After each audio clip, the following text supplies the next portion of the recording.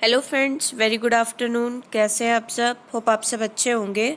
तो आज हम इस वीडियो के अंदर अपने न्यू टॉपिक वेव को स्टार्ट करेंगे, यानी कि लहरों के बारे में बात किया जाएगा इस वीडियो में। जैसा कि हम लोगों ने प्रीवियस वीडियो में ओशियन सर्कुलेशन के बारे में बात किया था कि किस तरीके से हमारा जो भी महासागर है उसमें किस तरह का सर्कुलेशन होता है, किस तरीके से वहाँ पर प्रोसेस होता है, इन सारी चीज़ों के बारे में बात किया था हम लोगों ने।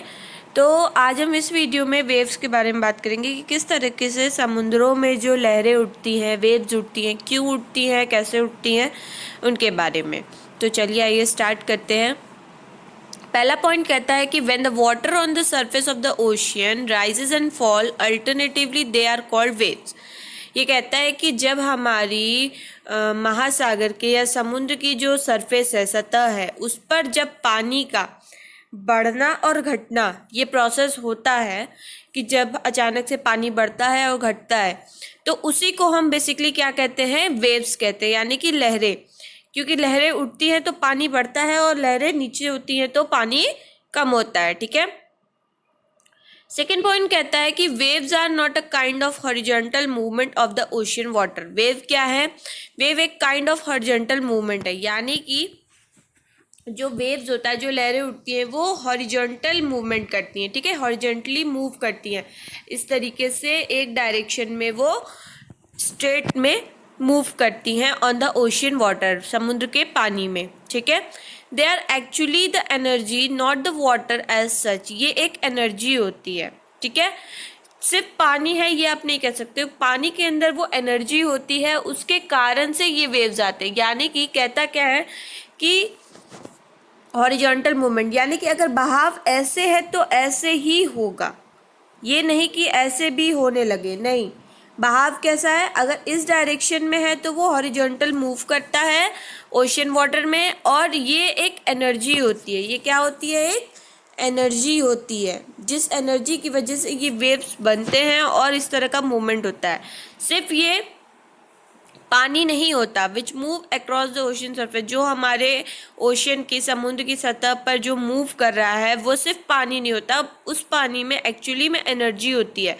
दैट्स वाई वो जो पानी होता है उसमें वेव्स आते हैं और वो हॉरिजॉन्टली मूव करता है। ठीक है। These energy for the waves is provided by the wind. और ये जो वेव्स है, जो हमारी लहरें हैं, इनको जो एनर्जी होता है वो कौन प्रोवाइड करता है? वो विंड प्रोवाइड करता है, हवा।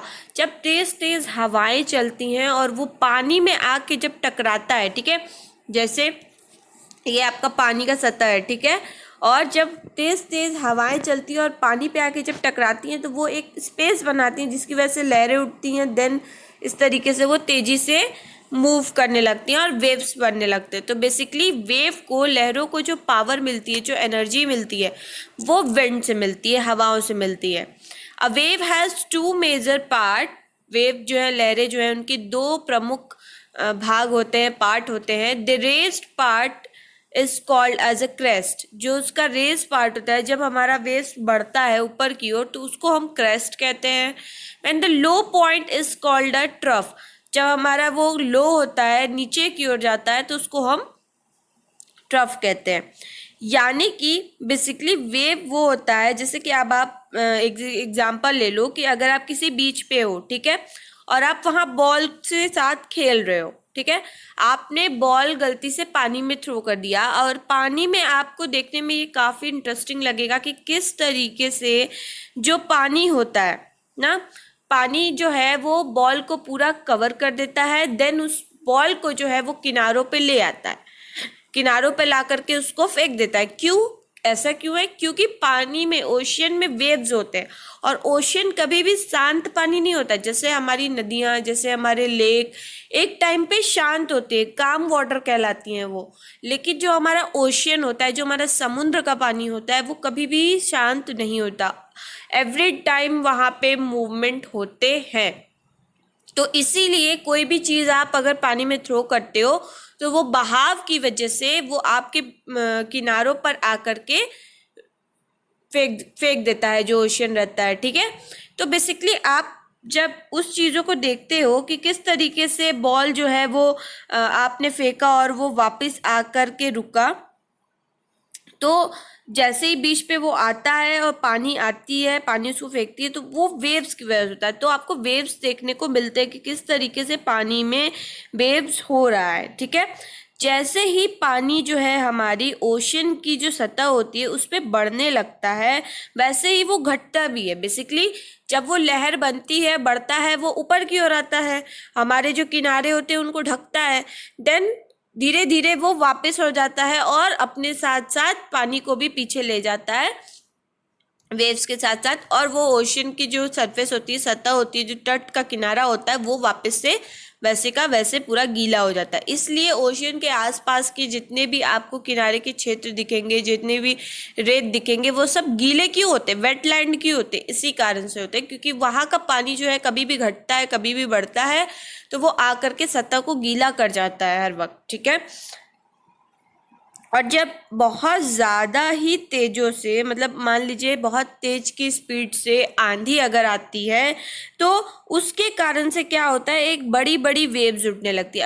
अगर आपने कभी भी समुद्रों में बड़ी बड़ी लहरें देखी होगी, वो क्यों होता है, क्योंकि हवा की स्पीड बहुत तेज़ होती है। अगर नॉर्मल लहरें हैं तो हवा भी नॉर्मल है, अगर तेज तेज लहरें उठ रही हैं तो इसका मतलब है कि जो विंड की स्पीड है वो भी नॉर्मल से ज़्यादा है। इसी कारण से जो है वो वहाँ पे अद्भुत तरीके से वेव्स उठने लगती हैं बड़ी बड़े, और उस बड़ी बड़ी वेव्स कभी कभी हमारे डैमेज का भी कारण बन जाती हैं, आसपास के क्षेत्रों को पूरी तरीके से नष्ट कर देती हैं, ठीक है। तो ये सब होता है वेव्स का एक पूरा पार्ट, जहाँ पे किस तरीके से वेव्स उठती हैं, कैसे कैसे फॉल होती हैं, बहुत ज़्यादा वेव्स आती हैं तो किस तरीके का नुकसान करती हैं, ठीक है।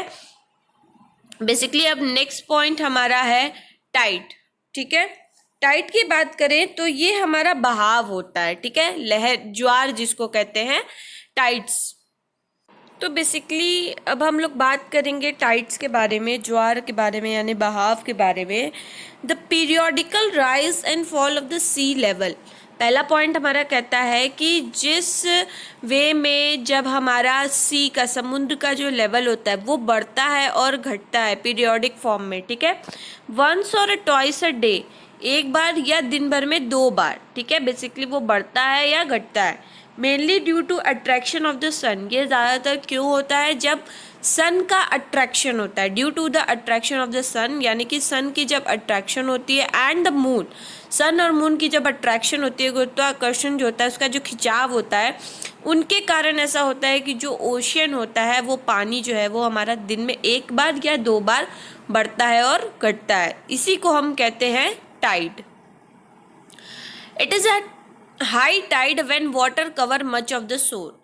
बहुत बड़ा टाइड तब होता है जब पानी जो है वो कवर कर लेती है ज़्यादातर किनारों को, by rising to its highest level, जब वो अपने बहाव को, पानी को बढ़ा देती है एक हाईएस्ट लेवल पे।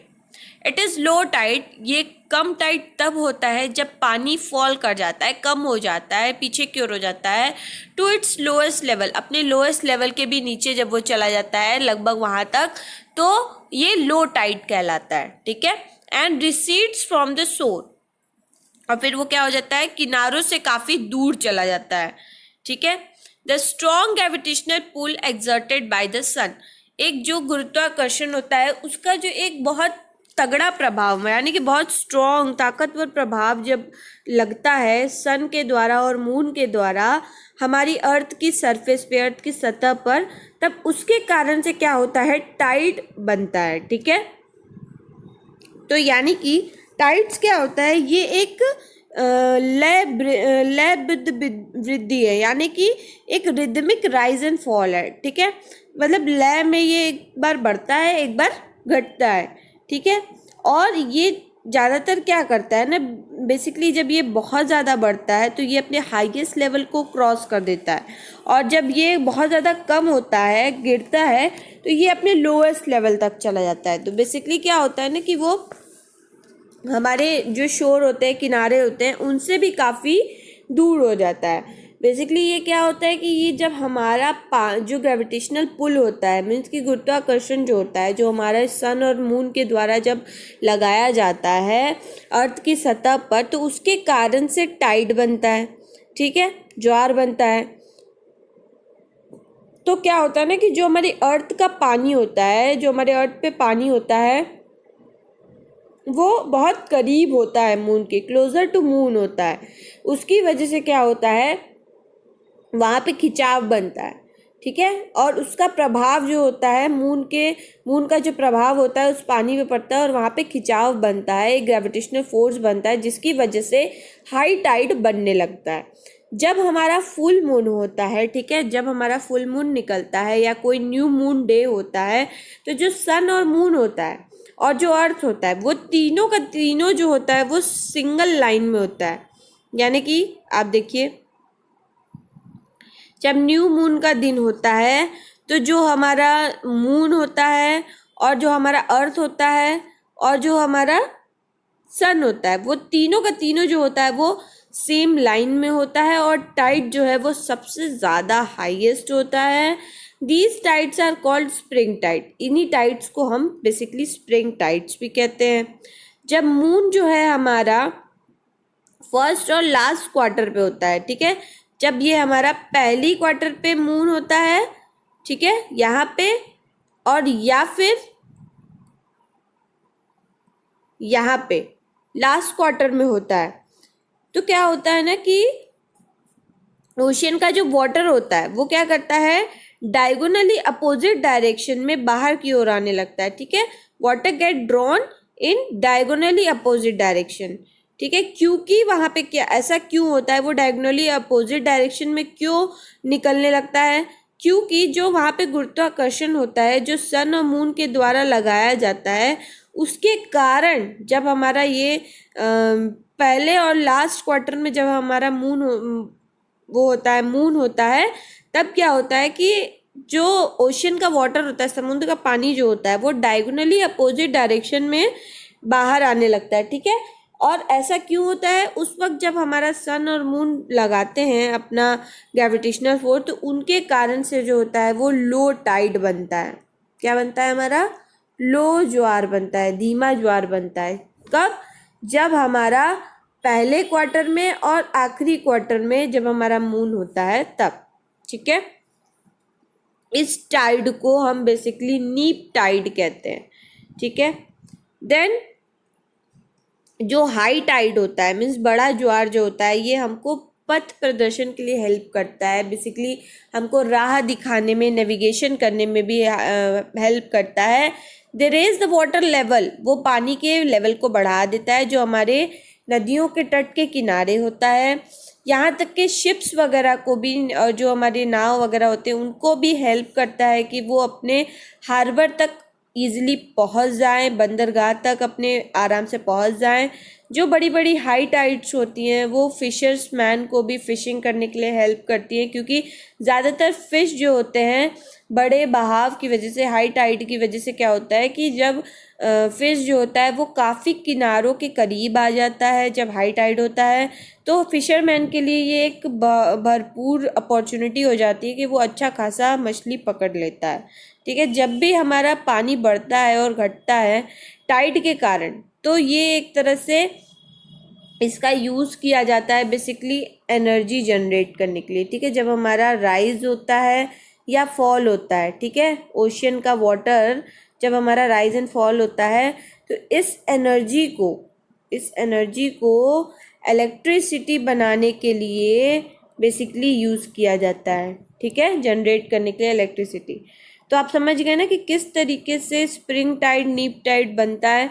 जब हमारा मून जो है इधर फर्स्ट क्वार्टर में और लास्ट क्वार्टर में आता है, तो हमारा जो पानी का डायरेक्शन होता है वो अपोजिट हो जाता है, डायगोनली हो जाता है, और इसी को हम नीप टाइड कहते हैं, ठीक है। और जब हमारा मून और सन जो है उसका जो फुल मून और न्यू मून डे होता है, तो सन और जो मून होता है और अर्थ जो होता है वो एक सेम लाइन में हो जाता है। यानी कि हमारा जो अर्थ होगा वो यहाँ हो जाएगा, मून जो है वो यहाँ हो जाएगा, और जो सन होगा वो यहाँ हो जाएगा, ठीक है। तब जो है हमारा स्प्रिंग टाइड बनता है। देखिए, फुल मून, अर्थ और मून ये जब सेम लाइन में हो जाते हैं तो स्प्रिंग टाइड बन जाता है, और जब ये फर्स्ट और लास्ट क्वार्टर में रहता है तो नीप टाइड बन जाता है, ठीक है। तो उस तरीके से आप लोगों ने टाइड समझ लिया। टाइड दो तरीके का होता है, एक होता है स्प्रिंग टाइड और एक होता है नीप टाइड। तो बेसिकली स्प्रिंग टाइड क्या होता है, when the sun and moon are in line which each other. जैसे मैंने आपको बताया ना कि जब सन मून एक लाइन में होते हैं, ठीक है, they pull the ocean surface in the same direction. वो क्या करते हैं कि ओशन की जो सतह होती है उसको एक डायरेक्शन में, सेम डायरेक्शन में खींचते हैं। उनका जो गुरुत्वाकर्षण होता है वो सेम डायरेक्शन में लगता है। तो this causes a higher high tides. इसकी वजह से क्या होता है कि बहुत बड़े बड़े टाइड्स उठने लगते हैं एंड लोअर लो टाइड्स, और सबसे ज़्यादा लोअर लो टाइड्स उठने लगते हैं। Although they have nothing to do, जबकि इनके पास कुछ नहीं होता करने के लिए, विद द स्प्रिंग सीजन में उसके बजाय they are spring tides during a new moon and full moon. तो ये क्या होता है कि स्प्रिंग टाइड जो होता है वो न्यू मून और फुल मून के टाइम में होता है, ठीक है।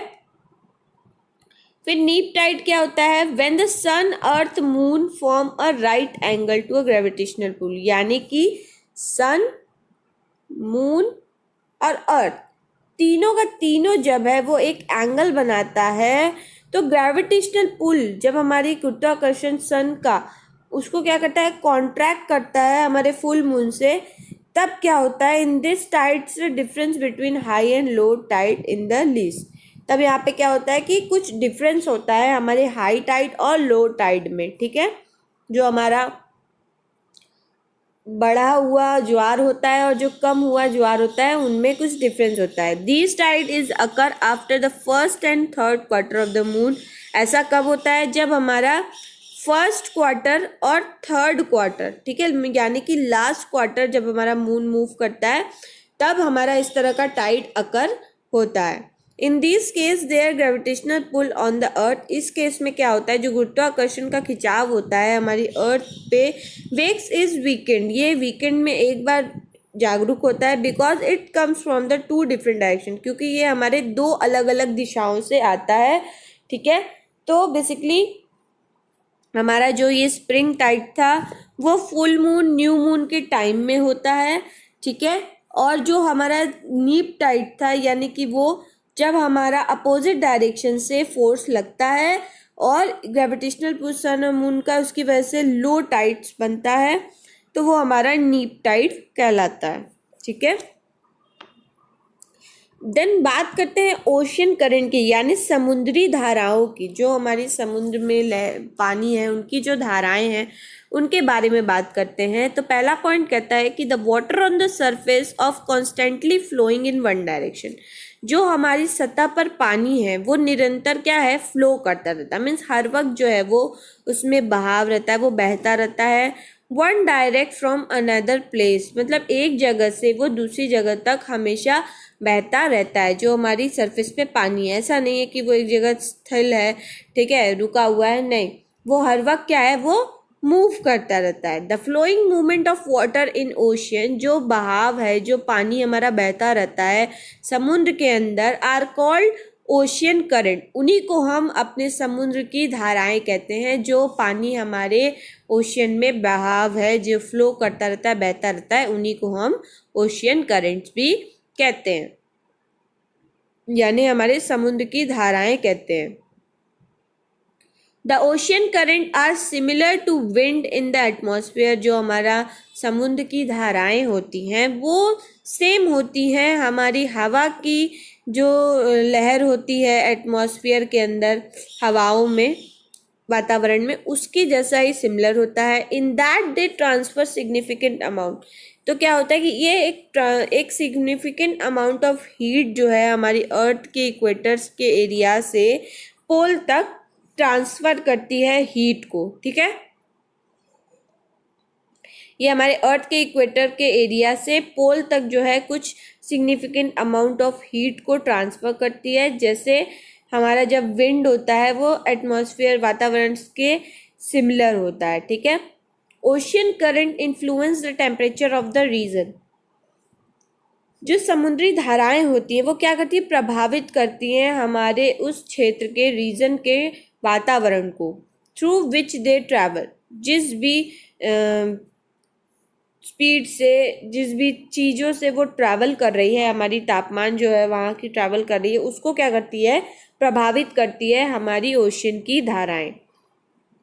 फॉर एग्जाम्पल, आप एग्जाम्पल ले लो कि वार्म करेंट्स ट्रैवलिंग अलोंग मोर टेम्परेचर कोर्स, जो हमारी गर्म धाराएं हैं वो क्या कर रही हैं, ट्रैवल कर रही हैं अपने साथ साथ ज़्यादा टेम्परेचर को लेकर के, ज़्यादा तापमान को लेकर के हमारे तटों पर इंक्रीज द टेम्परेचर। वो मतलब क्या है कि गर्म जो धाराएं हैं वो ट्रैवल कर रही हैं, साथ साथ गर्म तापमान को लेकर के तटों पर जाकर क्या करेंगी, वो वहाँ के तापमान को भी, उस एरिया के तट के तापमान को भी क्या कर देगी, गर्म कर देगी by warming sea breeze that blow over them. जो वहाँ की ठंडी ठंडी भीनी भीनी जो समुद्रों के पास ब्रीज चलती है, हवाएं चलती हैं, उनको भी वो क्या कर देगी, गर्म कर देंगी। ठीक है, यानी कि जो हमारा समुद्री धाराएं होती हैं ये एक तरह से पानी की धारा होती है जो हमेशा निरंतर चलती रहती है। ठीक है, हमारे ओशियन में एक निश्चित दिशा में ही वो हमेशा मूव करती रहती है। तो जो हमारी ओशियन की करंट्स होती हैं, यानी कि हमारी जो समुद्री धाराएं होती हैं, या तो वो गर्म होंगी या तो वो ठंडी होंगी। जनरली क्या होता है कि जो हमारी वार्म ओशियन होती है, ओशियन की करंट्स मीन्स समुद्री धाराएं जब गर्म होती हैं वो ओरिजिनेट होती है, पैदा होती हैं हमारे इक्वेटर के पास से और पोल की तरफ वो मूव करती हैं। जो ठंडी धाराएं होती हैं वो क्या करती हैं, पानी को साथ में कैरी करती हैं पोलर रीजन से, यानी कि हमारे पोलर पॉइंट से हमारे हायर लैटिट्यूड तक टू ट्रॉपिकल और लोअर लैटिट्यूड तक। ठीक है, तो जो हमारी लैब्राडोर ओशियन करंट्स होती हैं वो हमारी कोल्ड करंट होती हैं, जो कि इस समय में गल्फ स्ट्रीम्स क्या है, वार्म करंट हो जाता है। उस वक्त क्या होता है, जो हमारा गल्फ का जो स्ट्रीम्स होती हैं, धाराएं जो होती हैं वो क्या होती हैं, गर्म हो जाती हैं। द ओशियन करंट इन्फ्लुएंस, जो हमारी समुद्री धाराएं होती हैं वो हमारे तापमान को भी प्रभावित करती हैं। ठीक है, जैसे जैसे हमारा वार्म करंट यानी कि हमारी गर्म धाराएं जब हमारी आती हैं हमारे ओशियन के सरफेस पे, लैंड के सरफेस पे, तो वो वहाँ का तापमान भी जो है वो गर्म कर देती हैं। ठीक है, जो हमारा 3/4 यानी कि आप एक एक्टिविटी कर लो, जैसे एक एग्जांपल ले लो कि आप 3/4 जो है बकेट जो है एक, उसका 3/4 आप पानी से भर दो। ठीक है, हीट द वाटर, आप पानी को गर्म कर दो, उसमें एक इमर्जिंग रॉड यानी कि जो रॉड होता है पानी गर्म करने वाला, उसको आप उसमें डाल दो और पानी को गर्म कर दो। एक साइड पे बकेट के आप उसको लगा दो, दूसरे साइड पे क्या करो, एक आइस का ट्रे उसमें डाल दो। एक तरफ आप क्या डाल रहे हो, रॉड को डालो जिससे पानी गर्म हो रहा है, दूसरी तरफ आप आइस के बकेट को, आइस के ट्रे को डाल दो। और उसके बाद क्या करो, just remove from the freezer, और उसको फ्रीजर में से रिमूव कर दो। Add a drop of red ink, आप उसमें एक लाल इंक डाल दो, ये ऑब्जर्व करने के लिए two path of current by the process of convection, यानी कि प्रमुख रूप से जो ताप है वो किसके अधिक तरफ है, यानी कि आप जब वो डालोगे इंक तो वो किसके तरफ है, जिधर अधिक ताप है, गर्म है उसके तरफ, या जिधर ठंडक ज़्यादा है उधर की तरफ। ठीक है, तो आपको पता चल जाएगा किधर लो टाइड है, हाई टाइड है। प्रकार के बारे में बात करेंगे, यानी उनके टाइप्स के बारे में कि वो दो तरह की होती हैं। पहली होती है वार्म करंट यानी कि गर्म धाराएं, और दूसरी होती है कोल्ड करंट यानी ठंडी धाराएं। The most striking example is the gulf stream, सबसे महत्वपूर्ण जो स्ट्राइक है, एग्जाम्पल है आपका, वो गल्फ स्ट्रीम है, यानी कि वार्म करंट, जहाँ पे गर्म हवाएं हैं, धाराएं हैं, which makes the north west Europe, जो क्या करती हैं हमारे नॉर्थ वेस्ट यूरोप को much more temperate than any other region at the same latitude, वो बहुत ज़्यादा वहाँ पे क्या करती हैं, वहाँ का तापमान जो है वो टेम्परेट करती हैं। ठीक है, उसके बजाय जो दूसरे हमारे लैटिट्यूड है, रीजन्स हैं, उनके कंपैरिजन में यूरोप का जो नॉर्थ वेस्ट यूरोप है उसको ज़्यादा टेम्परेट करती है हमारी गल्फ स्ट्रीम यानी वार्म धाराएं जो हैं। Where the climate is cooler than the tropical latitude. Peru एक प्लेस है जहाँ पे क्लाइमेट जो है वहाँ का काफ़ी कोलर होता है, ठंडा होता है, हमारे ट्रॉपिक लैटिट्यूड से भी ज़्यादा। In which the area is located, ये जिस भी एरिया में लोकेटेड करता है, due to effect of the Humboldt current, वहाँ पे जो है काफ़ी ठंडी धाराएं होती है, इस वजह से उस एरिया में उस चीज़ का काफ़ी इफेक्ट पड़ता है, प्रभाव पड़ता है, जिसकी वजह से वो बहुत ज़्यादा कोलर होती है, ठंडी होती है। फिर बात करते हैं वार्म करंट की। तो these are those current which flows from the low latitude. ये गर्म जो हमारी करंट्स होती हैं, यानी हमारी जो गर्म धाराएं होती हैं, वो जो है धाराएं जो है वो फ्लो करती हैं, बहती हैं हमारे लो लैटिट्यूड ट्रॉपिक जोन से टूवर्ड हाई लैटिट्यूड की तरफ, जहाँ का टेम्परेचर, वहाँ का जो तापमान होता है और जो सब पोलर जोन होता है वहाँ तक, यानी कि वो लो लैटिट्यूड से हाई लैटिट्यूड की तरफ मूव करती है, यानी ट्रॉपिकल जोन से पोलर जोन की तरफ। ठीक है। They bring the warm water into the cold water areas. ये क्या करती हैं, गर्म पानी को ठंडे एरिया में, मीन्स ठंडे पानी के एरिया में लेकर के आती हैं। While cold current originate near the pole, जबकि हमारा जो ठंडी धाराएं होती हैं वो पोल के पास से ही पैदा होती हैं और हायर लैटिट्यूड के पास से, और मूव करती हैं हमारे ट्रॉपिक की तरफ, ट्रॉपिकल रीजन की तरफ और लोअर लैटिट्यूड की तरफ। ठीक है। द कोल्ड करेंट, जो हमारी ठंडी धाराएं होती हैं, दीज धाराएं have a lower surface temperature. ये धाराएं जो होती हैं इनकी बहुत लोअर, बहुत निचली जो है वो सरफेस तापमान होता है। And being cold water into warm water areas, और ये क्या करती है, वहाँ पे ठंडा पानी ले आती है, उन गर्म पानी के एरियाज में वो ठंडा पानी ले आती है। These current flow in the high latitude, ये जो धाराएं होती हैं वो बहती है हमारे जो हाई लैटिट्यूड होती है वहां से, फ्रॉम द पोलर रीजन, हमारे पोलर रीजन तक, टूवर्ड्स द लो लैटिट्यूड, वहां से वो, यानी कि हाई लैटिट्यूड पोलर रीजन से वो लो लैटिट्यूड इक्वेटर रीजन की तरफ, वार्म इक्वेटर रीजन की तरफ, वार्म इक्वेटर क्षेत्र की तरफ वो मूव करती हैं। Current in the western part of every continent is cold, जो धाराएं होती हैं वेस्टर्न पार्ट में, हर वेस्टर्न पार्ट के हर कॉन्टिनेंट्स में वो क्या होती हैं, ठंडी होती हैं। Current is coming from the polar region are generally cold. अगर पोलर रीजन से, यानी कि जो हमारा इक्वेटर होता है और जो हमारा पोल होता है, ठीक है, ये हमारा ग्लोब है, यहाँ पे हमारा बीच में इक्वेटर होता है, यहाँ पे पोल होता है, यहाँ से जो हवाएं जाती हैं वो एक्चुअली में यहाँ पे हमेशा कोल्ड करंट्स ही बनते हैं, यानी ठंडी धाराएं ही बनती हैं। यहाँ पे हमारा वार्म बनता है, यानी कि ट्रॉपिकल हमारा ये हो जाता है, वार्म करंट्स यहाँ पे बनते हैं। जब ये यहाँ से यहाँ मूव करती है तो वो ठंडी धाराओं को लेकर जाती है यहाँ पे गर्म धाराओं के एरिया में, और यहाँ से मूव करती हैं, यहाँ से मूव करती हैं यहाँ पे, तो ये गर्म ले जाके जाती हैं ठंडी के एरिया में। ठीक है, यही होता है हमारा वार्म धाराएं और करंट धाराएं।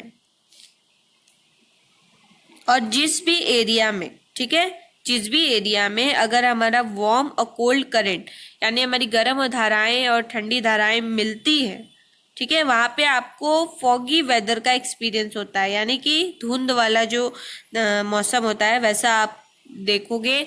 और वहाँ पे नेविगेशन के लिए, पथ प्रदर्शन के लिए काफ़ी मुश्किलें आती हैं। ठीक है, एंड ये चैप्टर यहीं फिनिश होता है। तो इस चैप्टर से रिलेटेड आपको अगर कोई भी क्वेरीज होती है तो आप कमेंट सेक्शन में कमेंट करके पूछ सकते हैं। And thank you so much.